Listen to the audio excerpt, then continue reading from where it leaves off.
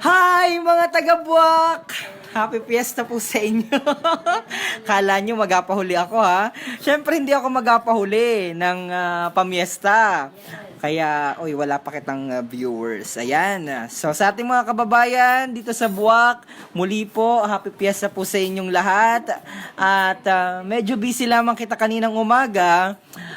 Kanina ay nagkaroon ng banal na misa dito sa ating katedral at yan ay pinangunahan, of course, ng ating mahal na obispo, si Bishop Maralit. At kanina ay galing ako ng Turios dahil may mga inasikaso kita, inalam natin kung ano yung damage noong pinsala ng bagyong Tisoy. At medyo ako ay napapaiyak kahapon habang inabaybay ko ang bayan ng Buena Vista patungo sa bayan ng Torrijos dahil nakita ko talaga yung pinsala ng bagyong Tisoy at medyo nakakapanglaw dahil talagang sa lugar na yon sa mga bayan sa bahaging iyon ng ating lalawigan ay talagang wala pang supply ng kuryente. Kaya naman maswerte yung mga nandito sa poblasyon, lalo na't higit yung mga nandito sa bayan ng Buwak, sapagkat sa kanilang pagdiriwang ng kapestahan ngayong taon ay meron na silang kuryente. Samantalang sa bayan namin, sa bayan ng Torrijos at sa bayan ng Buena Vista, ay ramdam pa rin ng ating mga kababayan yung hirap na dinanas sa mapaminsalang bagyong Tisoy. At nakapanayam nga natin kanina si MDRRM officer ng bayan ng Torrijos na si Mr. Roberto Macdon at napag-alaman natin na ang nabibigay pa lamang pala na mga food pack para sa ating mga kababayan na napinsala. Ayun lamang pong magasalita po muna ako, makikinig po kayo sa akin ha. Dahil mahalaga po itong habang nakikita nyo po yung mga pagkain na nandyan at mas alam ko pong masarap yan, pero update sa inyo. Ayan, so mag-update muna ako sa inyo sa ating mga kababayan para at the same time ay pagkakataon din ito para maipabatid natin sa ating mga kababayan yung update po dito sa ating probinsya ng Marinduque. Unang-una, kahapon po ay nag-ikot ako dyan sa bayan ng Buena Vista dahil sabi ng ating mga kababayan, bakit perming bayan ng Buwak ang inyong ina-feature dito sa ating live feed dito sa Marinduque News. Dahil unang-una sa mga lugar po na iyon, nakita ko mismo nakabagsak po ang linya ng globe. So, ang telecommunication ho natin sa bayan ng Torrijos ay talagang talagang naka-down pa po. Mismo yung tower po ng globe sa bayan ng Torrijos, nakagana rin po nakaganyan ho natumba ho talaga.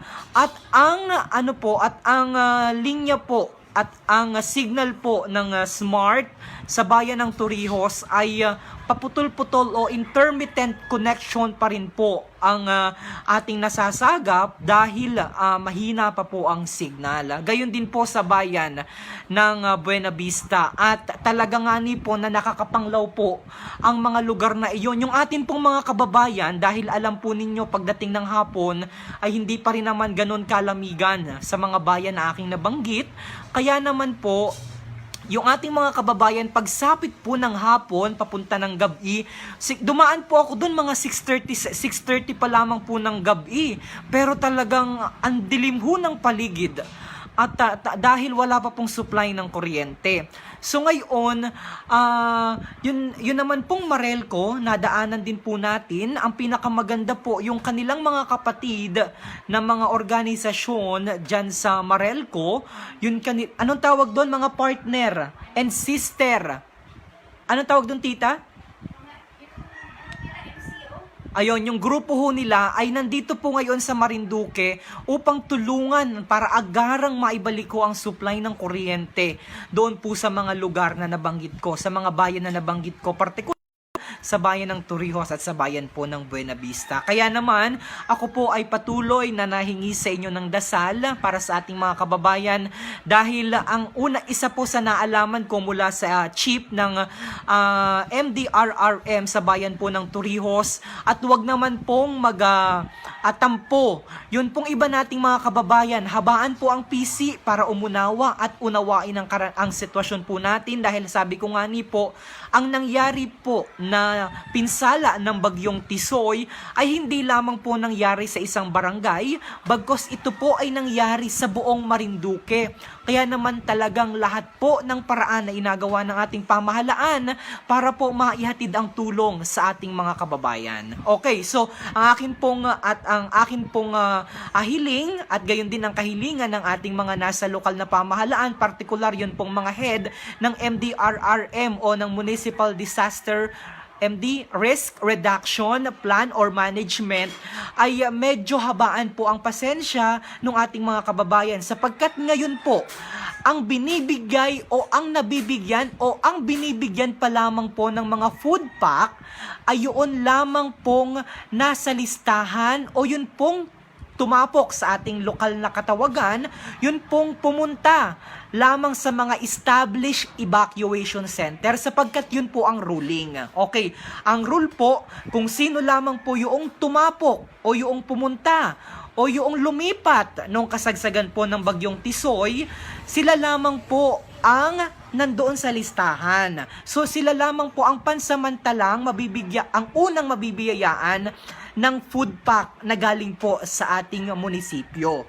Subalit, sa mga susunod na araw po, kaya po ang ating pong probinsya ay nag-activate agad at nagdeklara agad na under state of calamity para yun pong pondo na meron tayo sa probinsya ay makuha at mailabas at maibigay po hindi lamang dun sa ating mga kababayan na tumapok o pumaroon sa evacuation center, bagkos ay lahat po ng ating mga kababayan na napinsala po ng bagyong ito. Kaya naman po, ako po ay humihingi sa inyo ng habaan po ang inyong pasensya dahil talaga nga ni pong ramdam po namin ang lungkot ng ating mga kababayan na napinsala ng bagyong nagdaan. Lalong-lalo na po ang bayan ng Torrijos na kung saan doon po ay sa kanyang ikatlong pagkakataon ay naglandfall po ang bagyong Tisoy. So, bagyong Tisoy made its third landfall sa bayan po ng Torrijos. At ang pinakamalungkot ho nito, ang dami ho nating mga paaralan na nakita na nasira walang bubong. At lalo't higit ang isa sa pinakaapektado ho ng bagyong ito ay ang sektor ng agrikultura. Ang mga kapatid po natin na mga magsasaka, sila po talaga yung lubos na naapektuhan ng bagyong ito. Subalit, gayon pa man, bagamat ang atin pong probinsya ay nakaranas ng dilubyo mula sa hagupit ng bagyong Tisoy. Ito po ang isa sa aking narinig sa aking interview kay Mami kanina, kay Lola kanina.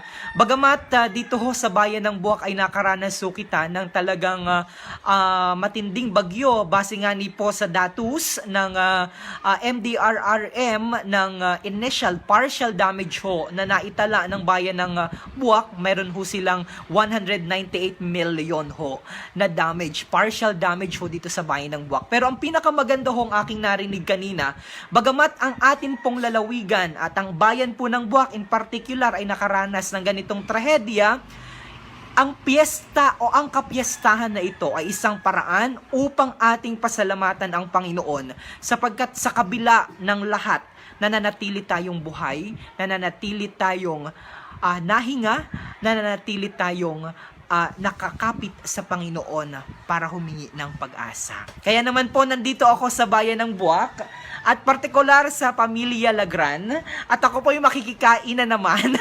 Last year po ay nandito rin ako. Maraming salamat sa ating mga kababayan Laila Perder. At ngayon it's about time para ipakita ko ang handa ng pamilya Lagran. Maraming salamat kay Tita Mayda. Ayusin ko medyo buuhin natin.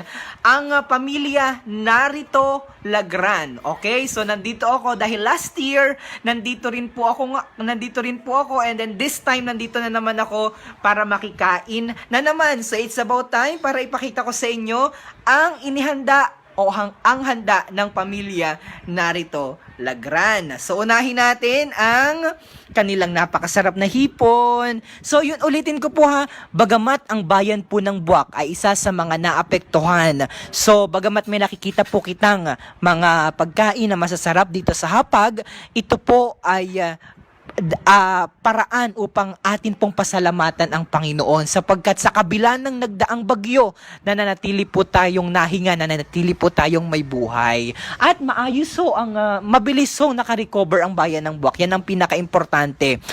Ipatuloy po ninyong ipanalangin ang ating mga kababayan na nandun sa southern part ho ba gayon, tita? Pag sa bayan ho ba ng Turios, bayan ng Santa Cruz at bayan ng Buena Vista, anong part po yun? Southern part, ano po? So, yun po ay affected. Ayun, so, ito ho ang mga hinanda ni tita sa atin. Merong hipon. Yan. Okay, happy fiesta kay Faith Camino Diaz, Chris Lawrence Perlas. And ito rin, ano yung tita? Ay no, this one, Lola. Chicken afritada. We have chicken afritada. Ala Marindoqueño. Ayan. And then, ang ating isa pang ulam ay, bisugo. Bisugo, ari? Ha? Sweet and sour bisugo. Tita, anong isda po, ari? Oh, napapahimod na ako. Basta pulahan. Yang isdang pulahan pala ito, isdang pulahan na sweet and sour. And then, ano po, iri? Ano, iri? Parang ang sarap na, ri. Seafood pasta. Uy, seafood pasta. Kabayang Laila Perder. And of course, hindi mawawala ang ating dessert na fruit salad.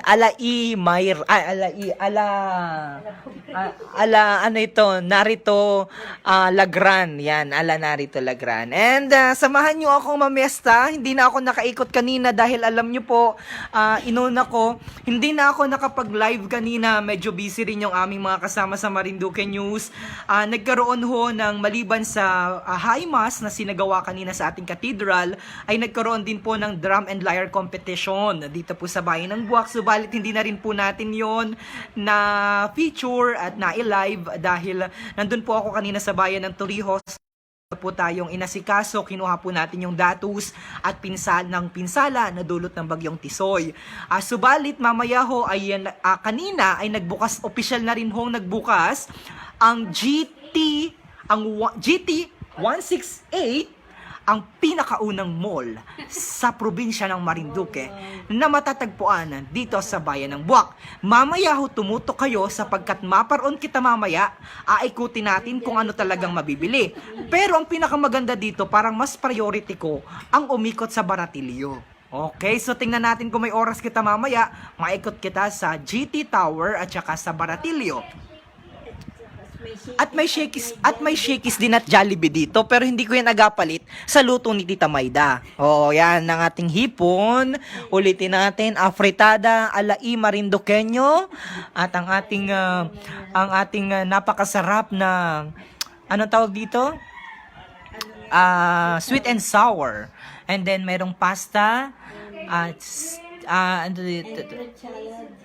ito pasta, seafood pasta, and then fruit salad. All right, ako'y makain muna. Pakita ko yung labas. Ito, vlog natin ng bahay ni Tita Mayda. Walang ilaw. Ayan si Paulo. Okay, so yan ang bahay nila Tita Mayda.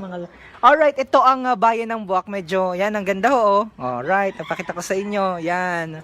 Yan, oh. Hi everyone! Hi Ate Ching! Si Ate Ching? Ate Ching, happy birthday! Hello everyone! Ang ganda ng pwesto ko! Hi everyone! Ba't malabo ako? Room. That's the prayer room. At pakita ko si Biglang Awa. Hi sa ating mga kababayan! Chut chut chut chut chut chut chut chut. Uy, nagkakap na. Sana, si Ate. Alright! So everyone, magandang... Hindi ko alam kung paano yung ba. magandang hapon po sa inyong lahat. Abatin ko po muna kayo. Rosemary Cañete Nita is watching. May dala ka bagang sili dyan? Wala akong dalang sili. Ba't ganun yung ating gimbal? Yan. Ito nga pwesto. Ito na pwesto para overlooking ang ating napakagandang paligid. Yan. So, batiin natin ating mga kababayan. Laila Perder is watching. Kabayan Myong, ang dami ng pagkain mo. Ubusin ko talaga lahat yan dahil kita'y nagutom na. O, sino pa? Si DJ K is watching. Sino pa? Bernadette Macdon is watching. Si Naida Clara is watching. Comment nyo ho yung inyong mga pagbati ng kapestahan sa ating mga kababayan dito sa Bayan ng Buwak. At batiin ko po kayo lahat. Special shout out kay Uncle June dyan sa Maryland. Kay Tita Nene sa Balbara is watching. Si Abade ay nanunood namang sarap ng pagkain. Happy Fiesta. Hello mga kababayan sa Buwak. Ang astig ni DJ Myong. Enjoy your meal. Good evening. Hello po, 12:21 AM here. Nasaan ka nga ni Kabayang Aim Line? Sase, Aykocho. Dati, wala ako nakitang lumpia. Si Tita dati may lumpia last year. Hindi nakapaglumpia. Yung pa naman ang mahalaga sa lahat. Gulay bagyo. Ay walang gulay dahil bagyo. Mahal po ang gulay kaya hindi nakapaglumpia si Tita.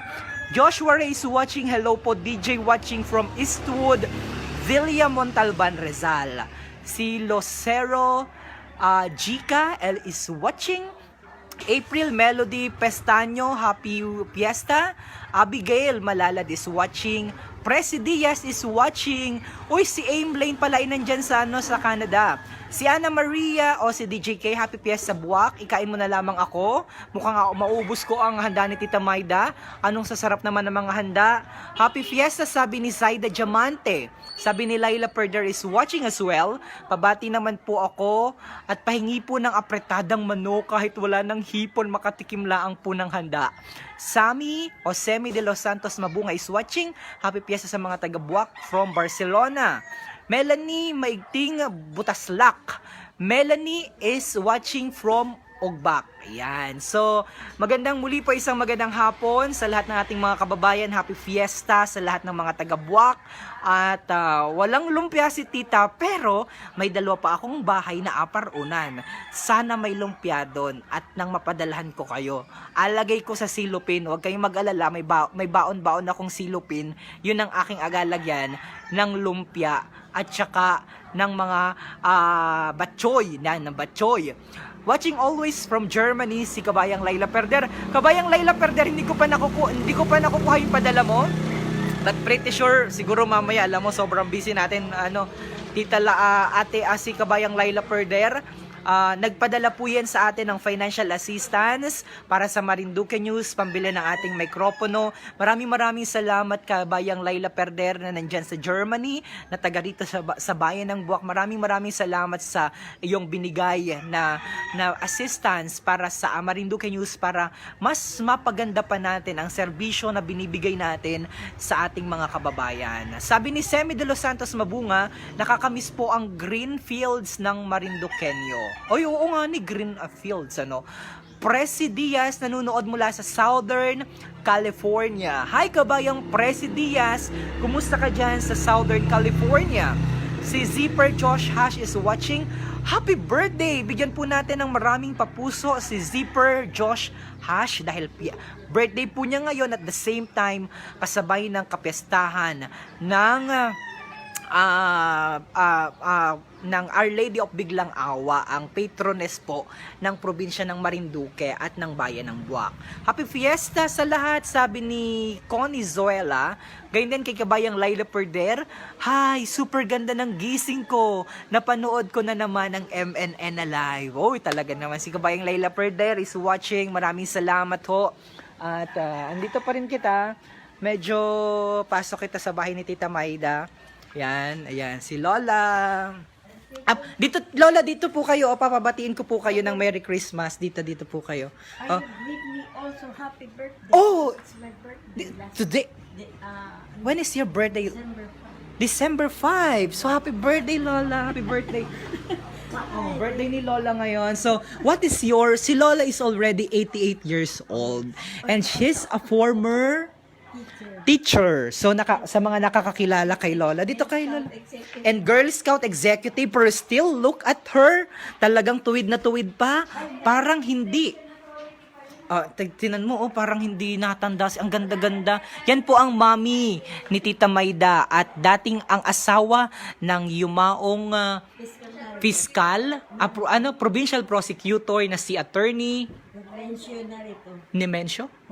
Hobencio narito. O sige, dito po kayo. Maganda yung background natin.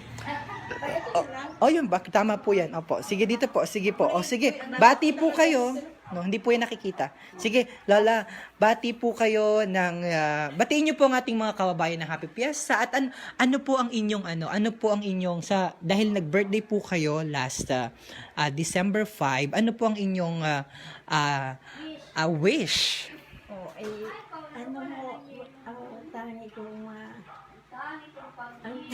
Tangi ko po masasabi sa amin ay bigyan kami ng kapayapaan, pagmamahalan at pagkakaisa.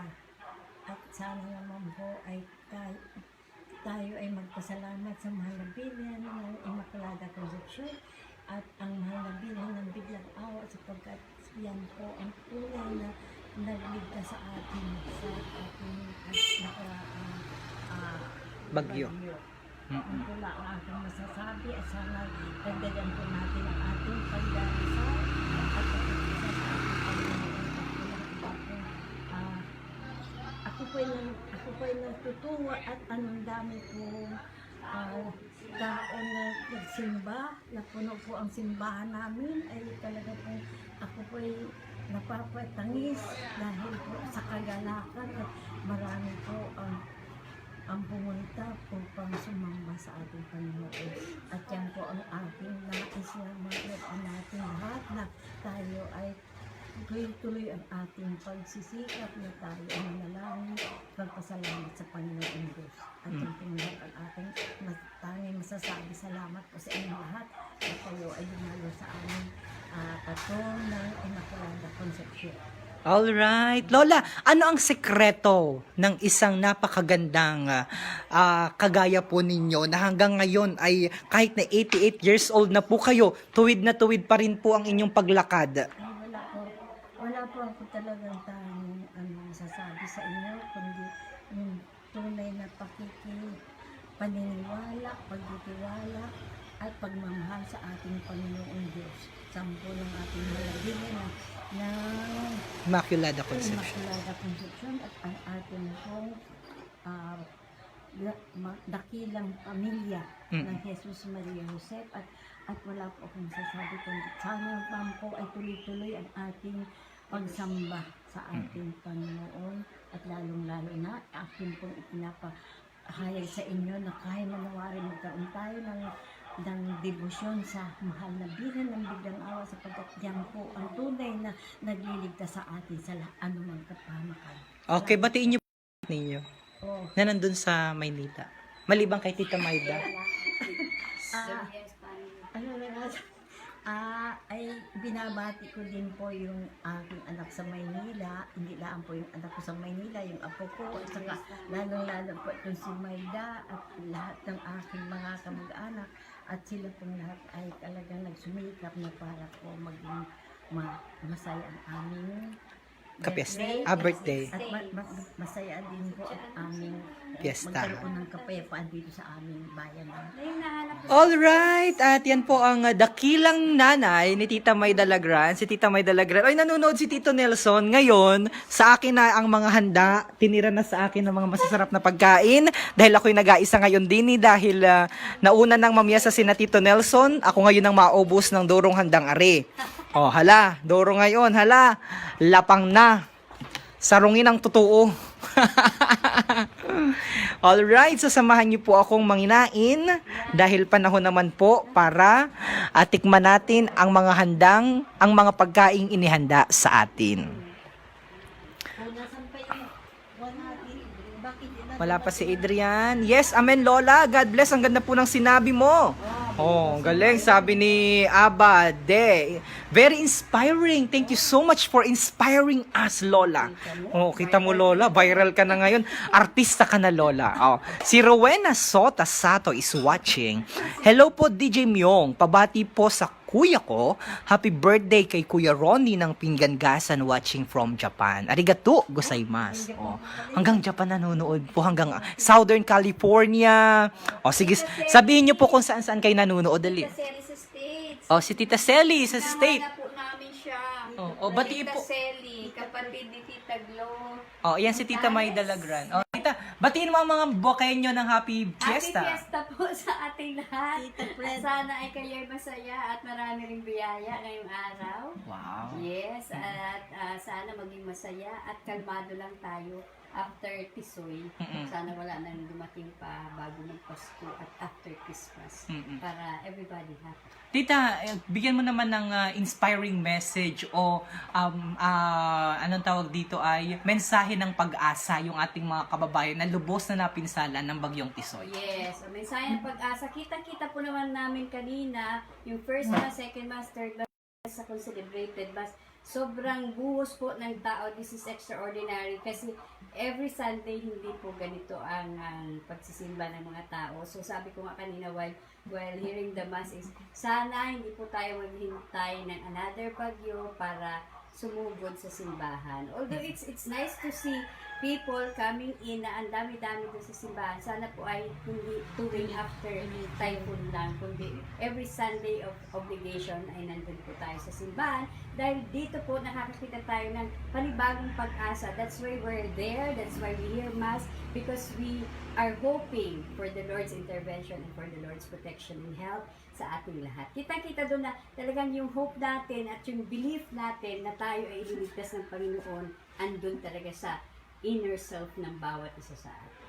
So, yung hope naman when it comes to the government is doing everything, I'm sure. Kaya lang po medyo yung iba naaantala, lalo tigit yung kuryente.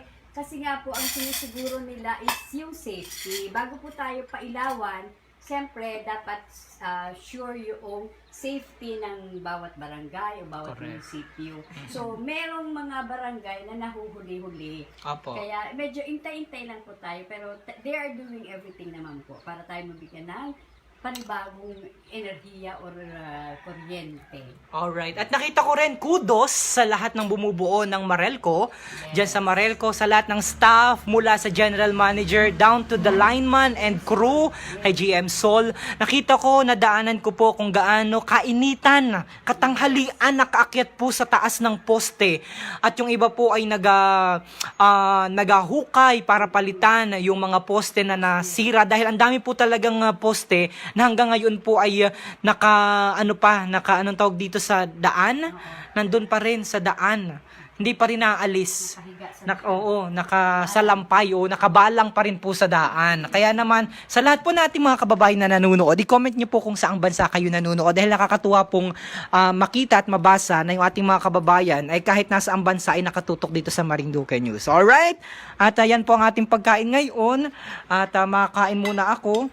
By the way, si Tita Mayda ho ay yan ho ay ang ating kasamahan.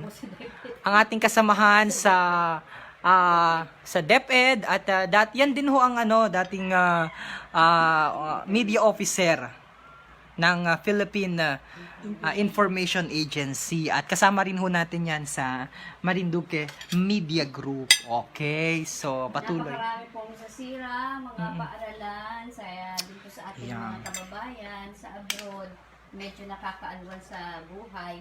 Naku, talaga pong buong bubong ang talagang nalipad dahil sa lakas ng hangin ng Diyos. That was a very inspiring. Oh, very inspiring. Complete advertisement.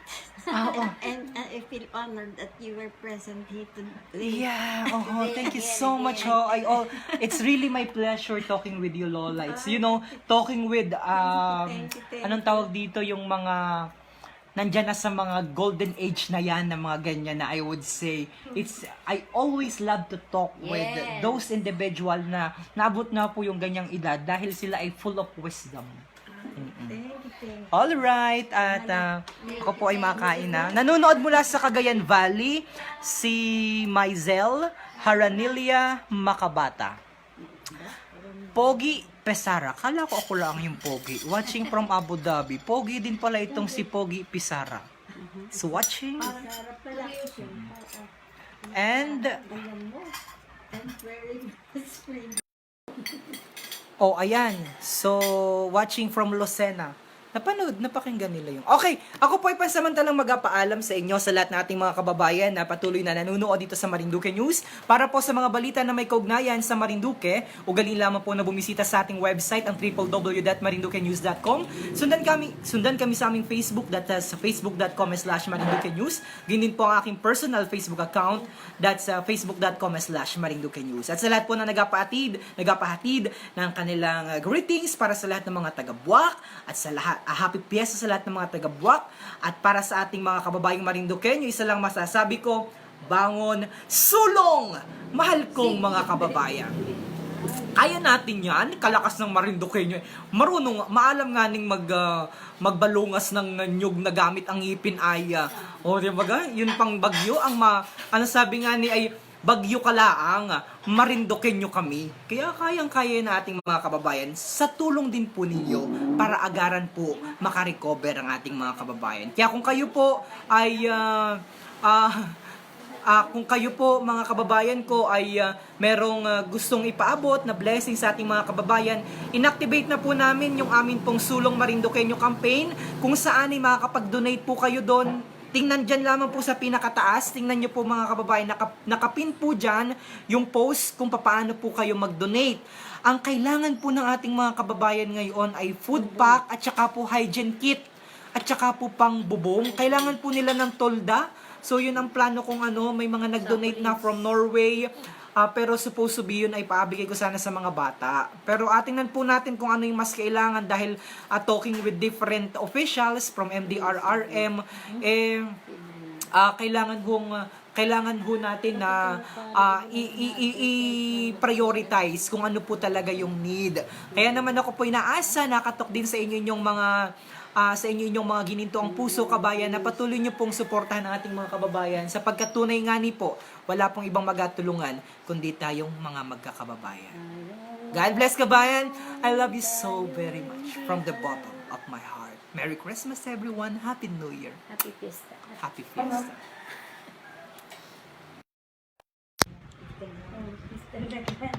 Mr. Tito Lagran, ano nangyari? Tito Edwin, anong balita? Ba't ang bilis mo?